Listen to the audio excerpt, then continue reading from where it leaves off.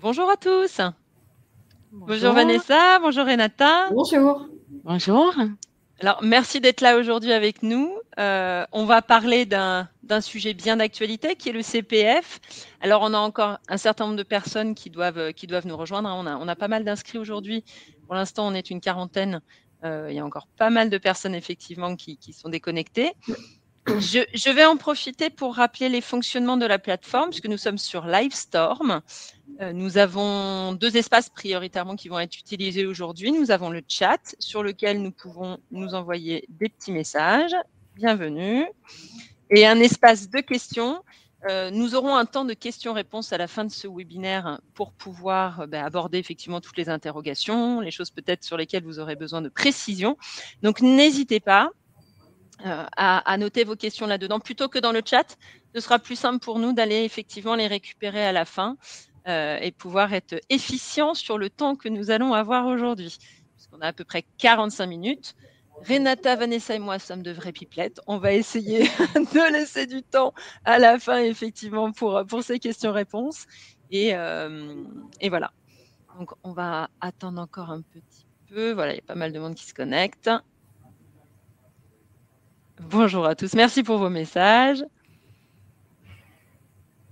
Et merci d'avoir pris de votre temps. Hein. C'est vrai qu'on est sur une rentrée assez chargée, même pour l'ensemble de nos clients et pour nous-mêmes. Donc, merci effectivement de libérer un petit peu de... Ah, où envoyer les questions? Normalement, en bas à droite, vous avez 2 onglets chat et questions. Et c'est là que ça doit être normalement. Est-ce que vous avez vu Maria? Super. Est-ce que tout le monde a le son? Ça fonctionne bien? Allez, parfait. Eh bien, nous allons rentrer dans le vif du sujet. Hein, donc aujourd'hui, on a un petit peu de temps pour discuter d'un certain nombre de choses. Concernant le CPF, c'est vrai qu'aujourd'hui, c'est un sujet qui est quand même sous les feux de la rampe. Le CPF est dans le collimateur et pourtant, pour vous, RH, c'est un vrai outil. C'est une corde à votre arc pour accompagner vos collaborateurs sur la montée en compétences dont ils ont besoin pour leur carrière. Donc, on va vous donner quelques astuces, 3. Alors, elles sont non exhaustives, il y en a certainement d'autres, mais en tout cas, ce sont les 3 qu'on vous conseille, nous, pour répondre à différentes questions, notamment comment rassurer vos collaborateurs, comment les accompagner et comment les motiver à utiliser leur CPF parce que c'est quelque chose qui est important pour eux, se former tout au long de la carrière. C'est un droit que l'on a, c'est aussi presque un devoir qu'on a de se mettre à jour au fur et à mesure. Et puis, on verra en dernière partie les atouts que cela vous confère dans votre stratégie, dans votre politique RH. Donc, on va commencer par toutes se présenter, toutes les 3. Donc, je laisse la main à Vanessa. Bonjour. Donc, je suis en charge de la formation au sein d'une entreprise qui s'appelle MSL Circuit, qui est basée dans le Loiret, donc à 1 heure de Paris. On fabrique des cartes électroniques pour le secteur automobile. J'ai à peu près en charge donc la formation pour 500 collaborateurs du site industriel donc de Main-sur-Loire. Et on appartient au groupe All Circuit, un groupe de plus de 2500 collaborateurs qui a un rayonnement international puisqu'on est basé donc principalement en France. J'ai une homologue à Bayonne qui va se retrouver aussi, Jessica. Et puis, on est basé aussi au Mexique et en Tunisie principalement. J'ai aussi une casquette formation avec 46 alternants sur le site et des stagiaires, une 60aine par année que l'on reçoit. Merci Vanessa. Renata. Bonjour à tous. Donc, je m'appelle Renata. Donc, je suis chargée de compte chez Explicit depuis 5 ans. Donc, j'accompagne principalement les entreprises de partout en France dans leur projet de montée en compétences, enfin faire monter en compétences leurs salariés, donc spécifiquement en langue étrangère. Donc 5 langues, les principales langues européennes. Et donc par ces projets, assez souvent, nous touchons à la mobilisation du CPF, donc d'où ma présence aujourd'hui ici pour partager quelques infos et aussi des retours d'expérience avec vous. Merci Renata. Alors moi, je suis arrivée en même temps que Renata, il y a à peu près 5 ans, donc je suis responsable commerciale d'Explicit. On est une équipe de 5 consultants. On accompagne un certain nombre d'entreprises chacun, de la plus petite structure jusqu'à des groupes tels que BNP Paribas, avec un grand nombre de participants chez nous par an. Et on a une approche un petit peu particulière, et notamment dans nos missions, on a celle d'accompagner les entreprises pour construire leur stratégie, réfléchir avec eux à comment accompagner au mieux leurs collaborateurs, et notamment avec le CPF. Quel sujet qui nous intéresse aujourd'hui. Donc, on va commencer par quelques chiffres, que vous ayez une idée tout de même d'où on en est aujourd'hui. Donc, ce sont des chiffres qui sont compilés depuis le lancement de la monétisation du CPF en 2019. Il y a quand même aujourd'hui, on pourrait dire une jungle, puisqu'il y a quand même 16 000 organismes de formation en France qui proposent des formations en CPF sur la plateforme Mon Compte Formation pour les participants. Et il y a quand même presque 220 000 formations disponibles sur la plateforme. Autant dire que quand on recherche une formation, par exemple, en anglais nous concernant, vous avez un nombre de propositions qui vous sont faites qui sont assez impressionnantes. Donc, il n'est pas toujours évident pour vos collaborateurs de s'y retrouver, surtout avec tout ce que l'on dit aujourd'hui sur les fraudes et les arnaques au CPF. Donc, ça fait partie effectivement de notre mission, de vous accompagner là-dedans, et aussi la vôtre, de les aider au mieux à s'y retrouver. Et voilà, il y a quand même 4,32 millions de formations qui ont été lancées depuis 2019. Donc, c'est pas rien.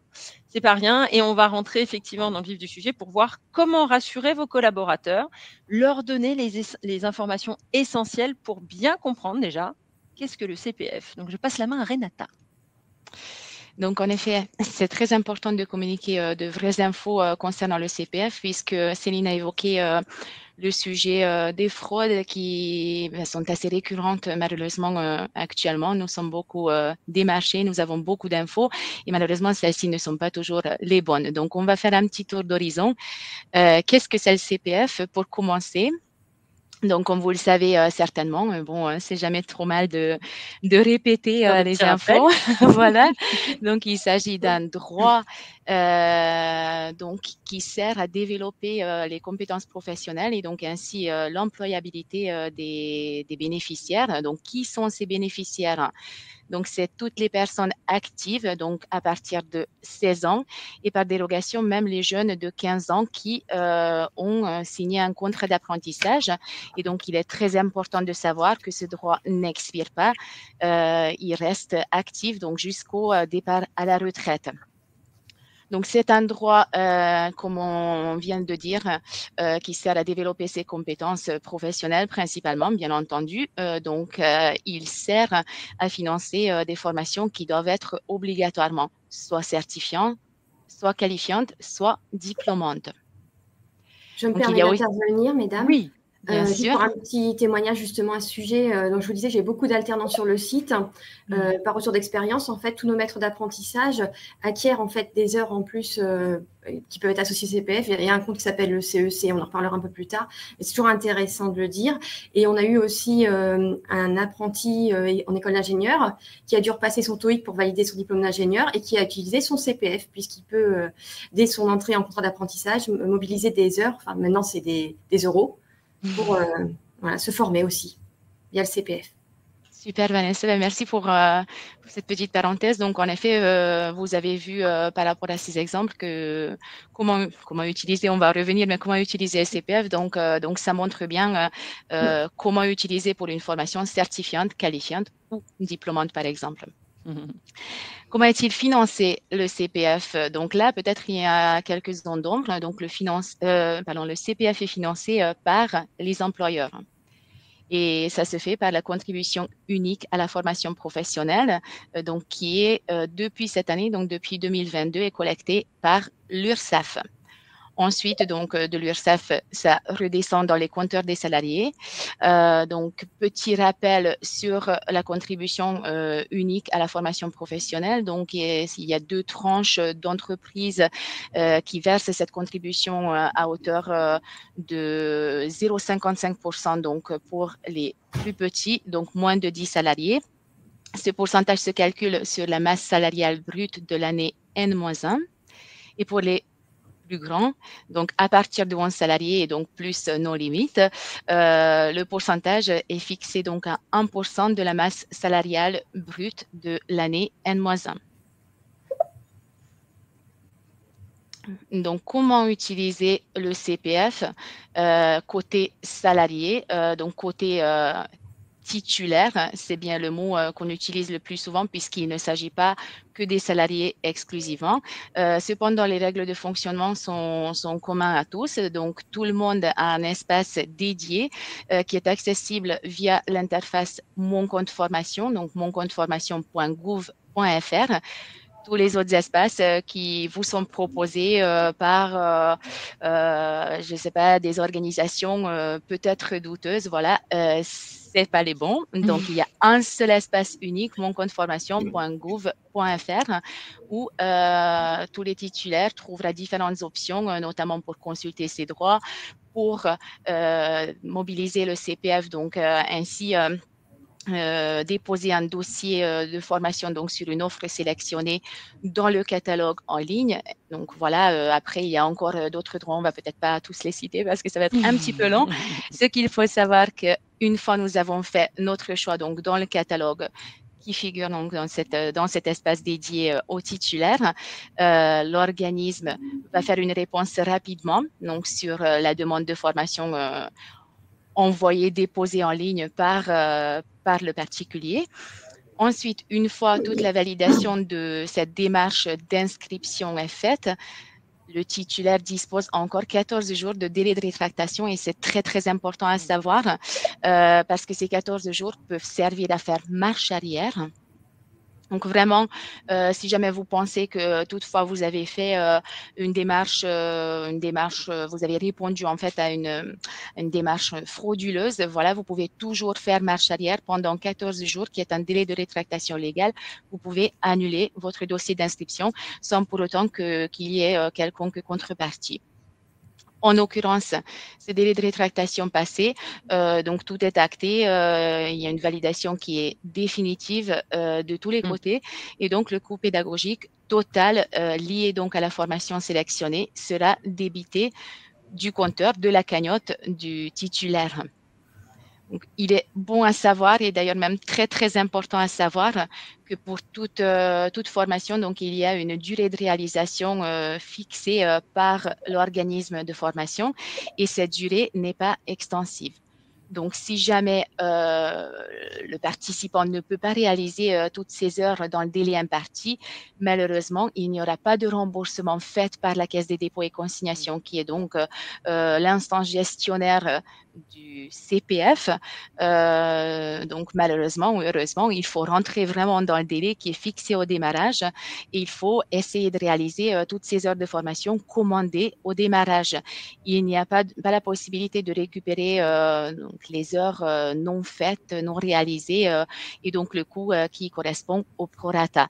C'est là où l'organisme a son rôle à jouer, Renata, tu as raison. C'est nous qui conseillons les collaborateurs et on leur dit attention, vous avez un temps imparti pour la formation. Si là, vous n'êtes pas disponible jusqu'en novembre, on peut enregistrer votre demande, mais on mettra une date de démarrage en novembre. Comme ça, au moins, la personne sait que quand il démarre, il s'investit, il est impliqué, il est disponible pour se former. Tout à fait, ça se discute. Donc, il y a des sessions, enfin, ça dépend comment les organismes fonctionnent, soit par session de formation, donc définie en amont. Donc, d'habitude, il y a un calendrier au moins trimestriel, semestriel, voire annuel. Donc, c'est consultable. Il faut que ça soit consultable.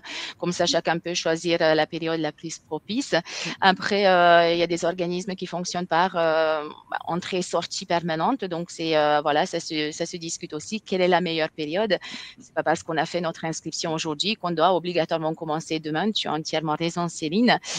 Et je souhaiterais également vous faire un dernier rappel très, très important, donc notamment par rapport aux fraudes qui circulent en grand nombre sur le marché.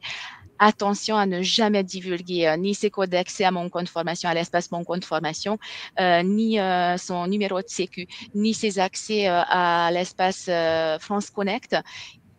Ce sont vraiment des accès individuels et donc rattachés à la personne et l'organisme ou quelconque autre organisation n'a rien à voir et n'a rien à faire surtout avec ces accès. Donc, jamais les donner à qui que ce soit. Et il est important, je rebondis sur ce point parce qu'on a beaucoup de nos collaborateurs qui nous sollicitent en disant « j'ai été contacté ou un appel téléphonique ou un SMS pour du CPF, qu'est-ce que je fais ?» Donc, en tant que RH, il faut vraiment qu'on communique énormément auprès de nos salariés sur ce que c'est le CPF, comment ils doivent l'utiliser. Attention à la fraude, c'est vraiment important. C'est au quotidien qu'il y a des appels, des sollicitations. Tout à fait. Je pense qu'on est plus ou moins tous concernés puisque moi aussi, en tant que professionnelle de la formation, je suis quand même démarchée par, je les appellerai peut-être pas confrères, mais avec un peu de bonne volonté, voilà, des confrères qui me proposent effectivement des solutions douteuses, parfois même dans le domaine d'activité dans lequel j'interviens moi-même. Donc, je suis assez assez surprise par… On a ces Céline qui nous dit sollicitations. dans les questions, qui dit que même la CPAM, la Sécu quand même, envoie des mails pour le CPF. Comme quoi, c'est… Il y a un petit peu allez. de tout. De toute façon, on va revenir sur les questions. Donc, je Oui, pense on qu'on va avance un petit encore… peu. Je suis maître du temps, je vais faire ma Ouais. rabat-joie. Il nous reste 30 Allez, minutes. je vais faire très vite. Donc passons au sujet d'alimentation du compteur. Donc, comment notre compteur s'alimente? On a bien compris que ça vient des employeurs, mais à quelle hauteur, pour qui, quand, comment? Donc, il y a deux catégories de personnes. On va dire que la première, le salarié classique qui travaille en temps plein ou au moins supérieur, enfin égal ou supérieur au mi-temps sur un an, donc sur l'année N-1. Et donc, cette personne va avoir son compteur se créditer de 500 € TTC. TTC, c'est très important. Donc, 500 € TTC par an. Et l'incrémentation se fera approximativement dans le premier trimestre de l'année, puisque ça va découler, donc, comme on a dit, c'est l'URSSAF qui collecte. Donc, ça va être en lien avec les différentes déclarations trimestrielles, mensuelles, annuelles, voilà, en fonction des entreprises. Et donc, il y a une seconde catégorie, alors absolument pas, c'est pas une catégorie inférieure à autre, mais il y a effectivement des personnes qui bénéficient donc d'une incrémentation supérieure majorée. Donc, c'est 800 € TTC par an. Et pour la simple raison qu'il s'agit des personnes donc soit d'une qualification inférieure, égale ou inférieure donc au niveau 5. Le niveau 5, ça correspond donc au BEP CAP. Donc égal ou inférieur, ok. Ou bien, dans cette catégorie-là, nous retrouvons aussi les travailleurs handicapés. Donc, nous comprenons mieux pourquoi effectivement certaines bénéficient d'une incrémentation majorée qui est donc de 800 € par an. Attention, dans les deux cas, il y a un plafond et là, on touche un petit peu un sujet important, parce que parfois c'est méconnu. Donc, dans les deux cas, il y a un plafond, donc 5 000 € TTC, 8 000 € TTC, respectivement à l'incrémentation annuelle. Donc, le compteur, au-delà de ces montants, ne va plus prendre d'incrémentation. Donc, vous, en tant qu'employeur, vous continuez à verser puisque vos cotisations sont fixées par la loi. En l'occurrence, ça ne va pas arriver dans le compteur du salarié parce que ceci sera plafonné donc à 5 000, voire à 8 000 € TTC. Et comme on l'avait, rappelez-vous, hein, dans le DIF, on avait un plafond. Oui. On était plafonné à 120 heures de DIF. Aujourd'hui, c'est 5 000 €, 8 000 €. Donc, on avait l'habitude de ça. Les plafonds changent, on est monétisé, mais c'est toujours le même principe.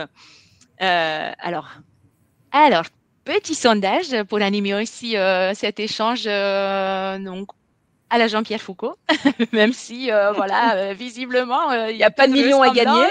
Voilà. Bon. Voilà, nous vous proposons donc un petit sondage, donc ça va bien apparaître sur votre écran afin de définir, de donner votre avis, votre choix de réponse.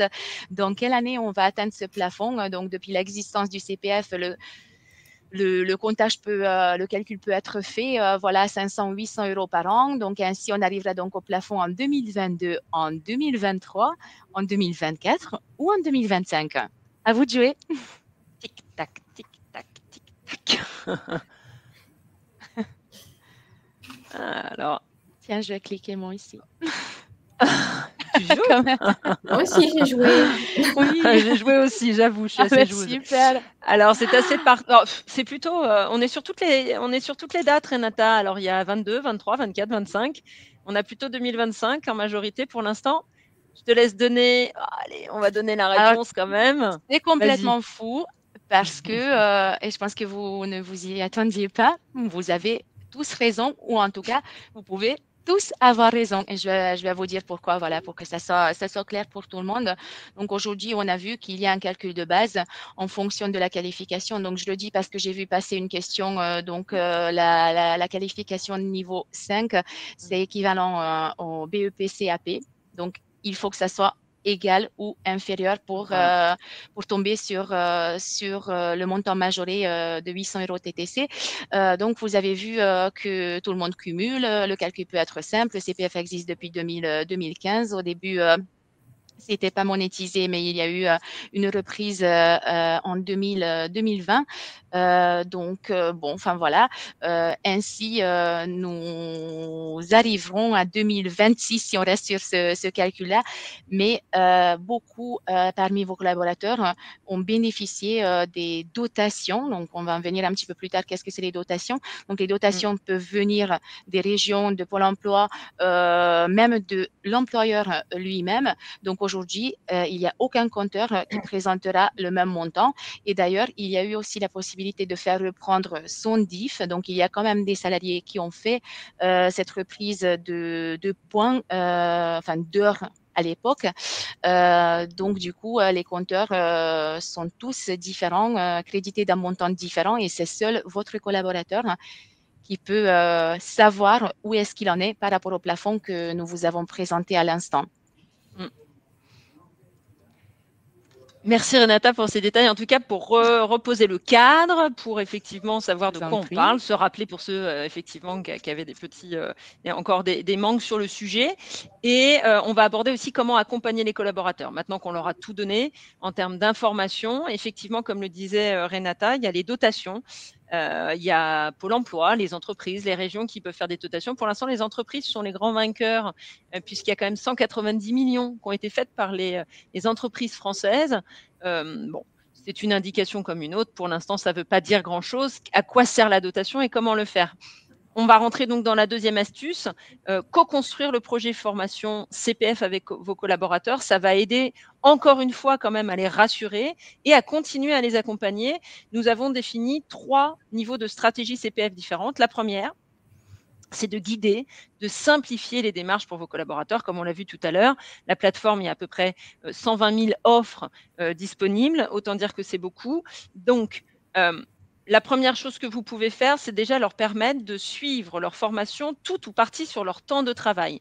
Ça peut avoir un impact important pour des personnes qui ont une amplitude de travail assez importante. Travailler encore le soir ou le week-end, ça peut un peu entacher l'importance et la motivation des collaborateurs. Donc, vous allez avoir la main sur un certain nombre de choses. La première, c'est de choisir les prestataires que vous allez conseiller à vos collaborateurs. Donc, la qualité, l'organisation, le suivi, les formateurs qui sont en face, ça c'est important pour vous parce que quand vous mettez en place une stratégie CPF, c'est aussi que vous en attendez quelque chose en termes de retour sur investissement parce qu'il y a des besoins dans votre entreprise. Donc vous allez pouvoir aussi choisir des formations qui répondent aux besoins de vos collaborateurs. Vous les connaissez, vous savez quels sont les besoins opérationnels sur lesquels aujourd'hui ils peuvent être en difficulté. Vous allez avoir la main là-dessus et vous allez aussi éventuellement, cela dépend de vos partenaires et de la façon dont vous organisez ce partenariat avec eux sur les formations CPF, suivre l'avancée de vos collaborateurs puisqu'il y a une partie de la formation ou la totalité qui peut se faire sur temps de travail.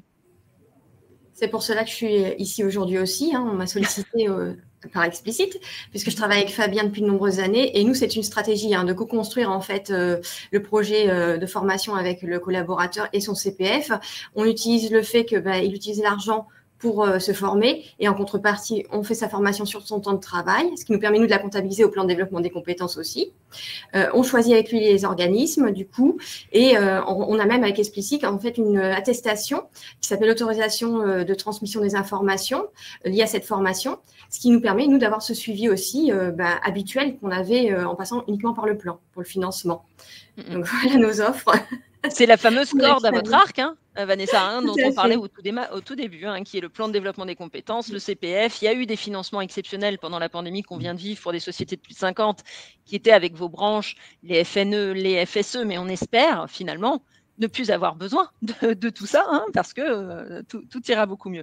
Donc, un des outils pour pouvoir mettre en place ce premier niveau de stratégie qui est de communiquer, d'accompagner, c'est effectivement de créer éventuellement des kits. Vous pouvez le faire avec vos partenaires, quel que soit le domaine de formation, bureautique, management ou autre.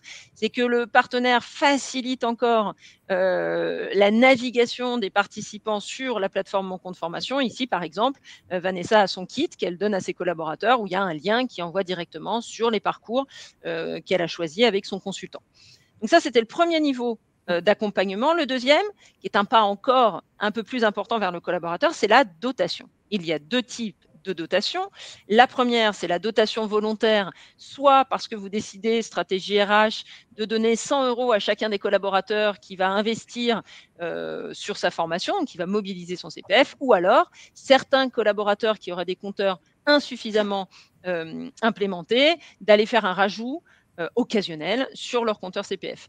Le deuxième, c'est les droits supplémentaires. J'y viendrai en troisième stratégie, qui est l'accord collectif d'entreprise. J'ai testé pour ma part.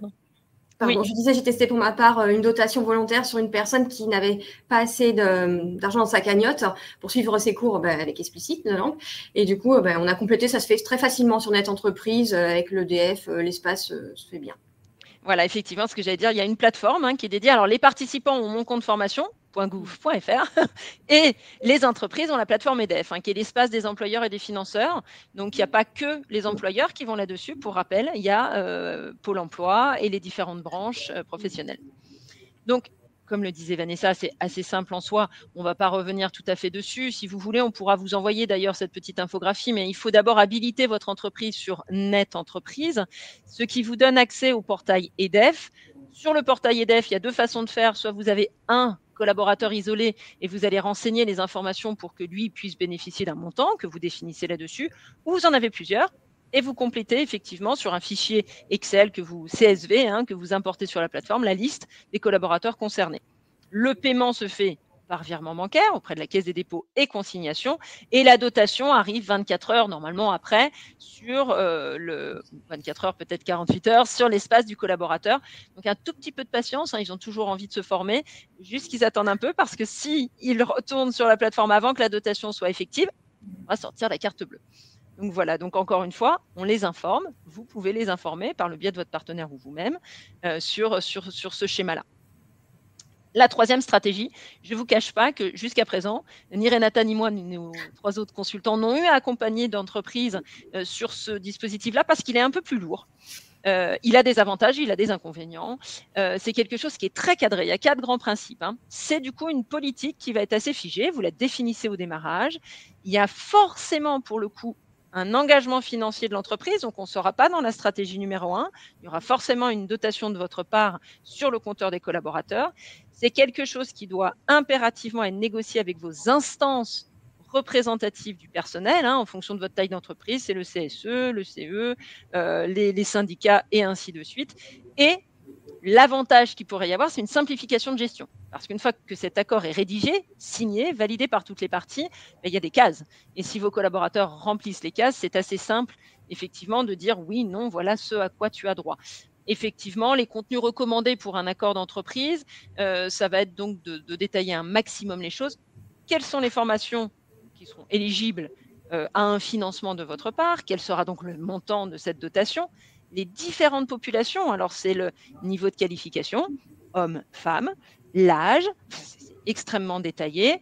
Vous avez aussi la nécessité de mettre si ce sont des formations qui seront sur ou hors temps de travail, et même aller jusqu'à comment vous allez récupérer l'accord de vos collaborateurs sur l'utilisation de leur CPF, par mail, en rendez-vous en face à face, par une lettre signée, voilà. Donc il faut tout écrire. Une fois que c'est écrit, effectivement, c'est plus ou moins simple. C'est quand même assez conséquent à mettre en place. Voilà. Je vous laisse mettre en fait du choix de votre stratégie d'accompagnement. Aujourd'hui, comme le disait Vanessa, elle est plutôt sur la stratégie numéro 1 ou 2 si besoin d'une dotation à faire. Tout à fait. Alors, une fois qu'on a informé les collaborateurs, on a co-construit avec eux, ce n'est pas le tout. Une fois qu'ils se mettent en marche quelque part sur leur formation, il faut les motiver, il faut encore continuer à les impliquer parce que, comme l'a dit Renata au début, une fois qu'ils ont commencé leur formation, qu'ils la fassent ou pas, ce n'est pas votre organisme partenaire qui prendra l'argent de leur compteur, c'est bien la Caisse des dépôts et consignations, mais en tout cas, le compteur sera débité de l'entièreté du parcours qui aura été engagé. Donc, Renata va nous expliquer un petit peu comment on peut comment vous pouvez promouvoir vos projets en interne. Donc, en effet, c'est très important de communiquer les bonnes infos. Donc là, je ne parle pas directement du CPF, ça c'est déjà fait en amont. Là, parlons des offres de formation. Donc, vous avez un organisme partenaire. Il faut qu'il y ait vraiment cette relation de partenariat en place entre vous, qu'il vous aide donc à communiquer en interne auprès de vos salariés qui seraient intéressés à suivre la formation. Donc, sachez que votre partenaire, votre organisme partenaire peut vous aider. dans différents types, via différents types de communication. Donc, il peut créer des plaquettes personnalisées, réaliser des petites vidéos personnalisées pour présenter l'offre, même aller beaucoup plus loin. Donc, organiser des réunions avec vous. Donc, en tant que référent RH, c'est très important que vous soyez tous présents. Donc, que le salarié se sente rassuré puisqu'il vous connaît. Vous êtes son référent, on va dire, en interne, et c'est vous qui le mettez donc en relation avec l'organisme partenaire. Donc, ces événements, ces réunions peuvent se faire à distance via Teams en visio, ou bien ça peut aussi correspondre à des événements organisés dans l'entreprise, par exemple des Learning Day ou des choses, des rassemblements de ce type. Effectivement, il est très important de communiquer à ce moment-là, en fait, et de promouvoir l'offre que l'on propose, puisque nous, on est garant justement de la qualité et de la prestation de l'organisme. Donc, ça donne confiance aussi. On construit toujours le projet. Et nous, on était parti avec Fabien, pour revenir sur mon consultant, sur son intervention sur site aussi, pour qu'il aille à la rencontre même physiquement des salariés. Parce qu'aujourd'hui, je les mets en relation, mais plutôt par téléphone ou par mail ou Teams. Mais c'est vrai qu'on était prêts. Bon, le Covid est passé par là, mais à ce qu'ils viennent aussi à la rencontre physique des salariés. C'est important aussi. Peut-être en 2023, Vanessa. Peut-être. On vous l'envoie. C'est vrai. Mais c'est vrai que ça a beaucoup d'impact. J'ai eu la chance de participer à un Learning Day avec un de nos clients qui s'appelle Manutan, qui met vraiment la formation au cœur de leur stratégie RH. Et ils avaient fait venir l'ensemble de leurs partenaires. Il y avait Bureautique, il y avait QVT, il y avait énormément de choses. Et j'avais mon stand. Et du coup, c'était quand même un après-midi entrée. Et je trouvais ça extraordinaire. Ils ont une salle dédiée pour ça. Ils ont toute une salle de sport. Donc, il y avait beaucoup de place. Et les gens venaient au fur et à mesure de poser des questions. Comment ça marche? Je suis en droit d'attendre quoi? Et ça, à tout, effectivement, les organismes sur tous les domaines d'activité. Donc, c'est hyper riche. Et vous, en termes de marque employeur, de séduction aussi, on est quand même en recrutement, on sait à quel point c'est difficile en ce moment d'aller séduire de nouveaux candidats. Tout cet accompagnement que vous pouvez proposer, et ça fait partie de votre métier RH, effectivement, rentre là-dedans et c'est quelque chose d'extrêmement riche à organiser. Donc voilà. Après, on va essayer de synthétiser un petit peu tout ça et de voir les atouts qu'ont ces différentes stratégies RH pour vous. Comme l'a dit Renata tout à l'heure, vous participez tous, au titre de la contribution unique, à la formation professionnelle. Le compte à rebours est lancé, comme on l'a dit tout à l'heure. Ça vous permet de capitaliser sur ces fonds que vous versez, puisque finalement, vous êtes déjà dans la dotation, quelque part, pour chacun des salariés de votre entreprise. Donc, utilisez le CPF en co-construction, co-réflexion avec vos collaborateurs pour répondre à un besoin, un vrai besoin. Vous êtes dans une capitalisation sur laquelle vous pouvez obtenir aussi un retour sur investissement. Donc ça, c'est une première carte importante, je trouve, pour vous. Ça vous permet aussi, du coup, d'optimiser et d'alléger vos dépenses de formation. Rappelons, vous savez de toute façon que pour les plus de 50 salariés, il n'y a pas de financement possible. J'enlève tout ce qu'il y a eu pendant cette période de Covid, FNE, FSE. Effectivement, on a accompagné pas mal d'entreprises et clients là-dessus, mais normalement, vous n'en avez pas de financement. Donc, ça vous permet tout de même, cette corde à votre arc, d'accompagner et de former et de justifier de vos obligations de former dans la GPEC, effectivement, par la dotation ou pas. Il y a plein de choses que l'on peut mettre en place pour vous. Le CPF est un vrai levier aujourd'hui de financement. Un vrai levier. Et vos partenaires peuvent, organismes, vous accompagner dans la justification, effectivement, de cette implication que vous avez pour former vos collaborateurs. Et c'est aussi quelque part votre premier rôle RH. J'ai une cliente la semaine dernière qui me disait « je suis frustrée parce que je fais de plus en plus de tâches admin et dans mon rôle RH, j'ai de moins en moins d'échanges avec mes collaborateurs ». C'est un moyen que vous avez de vous poser, de discuter avec eux, de montrer que vous êtes moteur sur cette formation-là. Et puis, on l'a dit tout à l'heure, ça vous donne aussi la main sur le choix des organismes.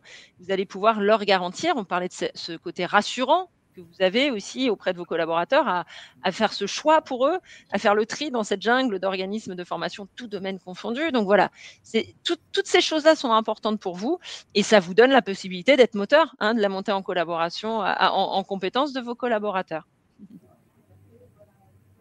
Donc rappelons, 3 astuces, communiquer les vraies infos au démarrage, co-construire avec eux le projet et promouvoir le projet pour être certain qu'il soit contents quelque part de leur formation à la fin parce qu'ils se sont investis, ils ont atteint leurs objectifs, et puis aussi pour garantir ce côté, comme le disait Vanessa, vous vous engagez en tant que RH, vous choisissez l'organisme avec eux, c'est important de montrer que tous ensemble, on se met, on travaille main dans la main pour que le projet soit un succès. Et petite parenthèse, si je puis me Bien permettre, sûr, donc vas-y. communiquer de vraies infos. Nous pensons que les salariés ne sont pas forcément au courant des plafonds. Des plafonds des compteurs, je veux dire, des compteurs CPF. Donc aujourd'hui, il serait peut-être important aussi de lancer une petite communication en interne, peut-être en début d'année, au moment de l'incrémentation des montants annuels, pour les rappeler qu'attention, les compteurs vont plafonner donc prochainement, dans les années à venir, quoi qu'il arrive. Pour certains, peut-être plus tôt que pour d'autres, mais en fait, juste donner l'info comme quoi, attention, il y a un plafond. Et donc, si on n'en utilise pas, en fait, à un moment donné, il n'y a plus rien qui arrivera dans ce compteur-là. Et puis leur rappeler que c'est un droit que l'on a de se former tout au long de notre carrière et que c'est enrichissant de le faire. Donc, ils ont tout à fait la liberté de se former. Donc, alors n'hésitez pas, on a un temps de questions-réponses. Finalement, on a bien tenu, les filles, nous sommes à 35 minutes. Pour une fois. J'espère que nous ne sommes pas allés trop vite du coup dans nos explications. N'hésitez pas. Donc, je remonte un petit peu dans les questions. Au début, j'ai eu le temps de répondre un peu au fur et à mesure. Donc, on a eu pas mal de questions sur la fonction publique. C'est vrai que c'est un peu différent, c'est un peu plus particulier. Déjà, vous êtes sur un compteur en heures et pas monétisé comme dans le secteur privé. Il y a des passerelles entre secteur public et secteur privé, c'est-à-dire qu'il y a une portabilité du CPF. Effectivement, si vous passez du public au privé, ça sera monétisé. Mais c'est un petit peu particulier. J'essaierai effectivement de vous envoyer des informations là-dessus. Dans le catalogue. Le évoqué aussi, j'ai vu à un moment donné dans les échanges. Et c'est vrai que nous, on a communiqué au moment où il fallait transférer toutes ces heures de diff pour ne pas les perdre, les intégrer au CPF. Maintenant, je pense que c'est trop tard. Oui, c'est trop tard. Oui, en effet, c'est trop tard. On ne peut plus. C'est si on passe du secteur privé au public, mais oui. D'informer tous nos salariés, vraiment de les accompagner, c'est vraiment, on revient sur notre rôle principal, c'est ce qu'on disait. Et effectivement, vous nous déchargez aussi d'une partie de suivi du dossier CPF qui n'est pas évident pour le salarié. C'est vrai que se retrouver dans toutes ces offres qui sont proposées sur le site, c'est pas simple. Ils ont du mal. Et je crois qu'il y avait une question comme ça, est-ce qu'il y a des organismes douteux ou frauduleux? Alors, j'étais dessus. Ah, pardon. Non, mais j'étais en train de la lire en fait. C'est Céline qui nous a posé la question. Alors, on ne peut pas présumer, nous, de savoir si on a s'il y a des organismes, tout domaine confondu, qui soient frauduleux ou douteux. C'est la démarche aussi qui peut être frauduleuse ou douteuse. C'est-à-dire que vous êtes incité, vous êtes harcelé, vous êtes appelé à un moment donné où vous n'êtes pas du tout prêt à répondre et au final, vous donnez vos codes et vous vous inscrivez à quelque chose que vous ne vouliez pas faire. C'est pour ça que ça fait à peu près 6 mois que nous avons ce délai incompressible de 14 jours. Nous avons même des participants qui reviennent après une précédente formation, qui disent la dernière fois, j'ai pu démarrer 2 jours plus tard. Et oui, mais on ne peut plus en fait maintenant. Il y a 15 jours, enfin 14, incompressible, pour justement permettre à n'importe qui de se dire mais attends, mais j'ai pas du tout validé ce genre de choses et d'aller annuler, supprimer leur demande. C'est plutôt en ça qu'il faut être très vigilant. Alors, il y a une question qui est posée, et là, j'avoue, je n'ai pas la réponse. Pas de délai de rétractation possible après les 14 jours, même avec un certificat médical? Alors, si, oui. Il y a des cas de figure. C'est des cas de force majeure. Après, c'est pas du tout joli et ce n'est pas toujours valable pour tout type de maladie. On trouve ça dans la FAQ du site, donc moncompteformation.gouv.fr. Et donc, effectivement, les démarches me semblent quand même un tout petit peu lourdes. Donc, j'ai eu récemment quelqu'un qui a subi un accident grave. Donc, il s'est retrouvé à la maison immobilisé et qui avait donc une formation déclenchée depuis peu. Il ne pensait pas ou plus pouvoir continuer, ce qui est logique. Donc, il était quand même très gravement atteint. Et donc, je lui ai conseillé effectivement de transiter par le site moncompteformation.gouv.fr pour faire valoir son recours avec certificat médical. Alors, je ne sais pas encore où il en est parce qu'on n'a pas encore eu de réponse. En l'occurrence, c'est au titulaire d'entamer les démarches et donc, ça se passe directement auprès de la Caisse des dépôts et consignations. Oui, nous n'avons malheureusement pas la main là-dessus, on Non. ne peut pas accompagner. Nous ne pouvons pas arrêter sur une simple décision entre l'organisme dispensateur de formation et entre le bénéficiaire. Donc, ça ne se passe pas que entre nous. Il y a une question, si le compteur CPF a atteint les 5 000 €, est-ce qu'il arrête d'être alimenté? Oui. C'était comme le DIF avant, quand on atteignait nos 120 heures, on ne cumulait plus. Donc, c'est une perte sèche pour le participant, qui du coup ne cumule plus, et pour l'entreprise qui, elle, continue à verser son 1% sur sa masse salariale. Donc, oui, une fois que le compteur de 5 000 est atteint, effectivement, ça ne s'alimente plus. Il y avait une question de Perrine sur les travailleurs handicapés.